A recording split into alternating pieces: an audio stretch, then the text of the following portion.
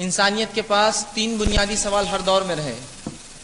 ہر دور میں انسانوں کے ذہن میں، چاہے وہ ماضی پچھلے دور کے ہو یا حال کے ہو یا جو لوگ پیدا ہوں گے، تین سوال لوگوں کے ذہنوں میں ہمیشہ رہے. پہلا سوال تو یہ، ہم کہاں سے آئے ہیں؟ ہم کہاں سے آئے؟ بنیادی سوال. دوسرا سوال یہ کہ ہم کس لیے آئے ہیں، دنیا میں بھیج جانے کا مقصد کیا ہے؟ اور تیسرا بنیادی سوال یہ ہے، ہمیں جانا کہاں ہے؟ اور دنیا کے بہت سے ادیان یا مذاہب اس کا جواب دینے کی بہت ممکن کوشش کرتے ہیں، لیکن شریعت اسلامیہ نے جتنا واضح اور بہترین جواب ان تینوں سوالات کا دیا ہے، جو ایک ہر انسان کے ذہن کو جا کر ٹکراتے ہیں اور بار بار اسے سوچنے پر مجبور کرتے ہیں، میں کہاں سے آیا ہوں، میرا آنے کا مقصد کیا ہے اور مجھے کہاں جانا ہے. آج کا میرا عنوان تیسرے سوال کے تعلق سے ہے، لیکن پہلے دو کے جواب بھی میں دیتا ہوں. آج کے جو عنوان کی طرف جو تفصیلی بات گفتگو کروں. پہلی چیز تو ہم کہاں سے آئے ہیں. شریعت اسلامیہ نے اس کا جواب دیا کہ ہماری تخلیق جنت میں ہوئی اور ہم وہاں سے اس دنیا میں بھیجے گئے ہیں. اور یہ بات قرآن کے مختلف ابواب یا مختلف صورتیں آپ جب پڑھیں گے اس میں آپ کو مل جائیں گی.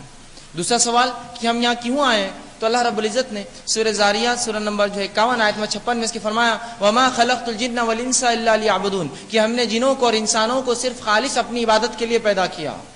تو آنے کا مقصد بھی شریعت نے واضح کیا. ہمارے آنے اور بھیج جانے کا مقصد ہے اللہ کی اطاعت، اس کی بندگی، اس کی فرمانبرداری اور اس کی اطاعت اور اس کی عبادت. یہی ہمارے پیدائش کا مقصد ہے. اسی بات کو سورہ ملک کی آیت نمبر 2 میں اللہ نے یوں وضاحت کیا، خلق الموت والحیات لیبلوکم ایکم احسن عملا، کہ ہم نے موت اور زندگی کو پیدا کیا تاکہ جانے، جانچے، پرکھے تم میں کون ہے جو نیک اعمال کر کے ہمارے پاس لوٹتا ہے. تو آنے کا مقصد دنیا میں اللہ کی عبادت اور اطاعت اور نیک اعمال کرنا، اسی کی آزمائش کے لیے ہم بھیجے گئے ہیں. بلکہ اللہ نے بنیادی دو باتیں، موت اور حیات کا تذکرہ کر کے کہا کہ ہم نے موت اور زندگی کو پیدا کیا لیبلوکم ایکم احسن عملا، جانچے اور جانے تم میں کون ہے جو نیک اعمال کرتا ہے. تو دنیا میں آنے کا مقصد واضح کر دیا شریعت نے، اللہ کی عبادت اور نیکی میں جو ہے برتری، زیادہ سے زیادہ ہم نیکی کریں رب کے پاس. تیسرا سوال کہ ہمیں کہاں جانا ہے، ہم کہاں جائیں گے.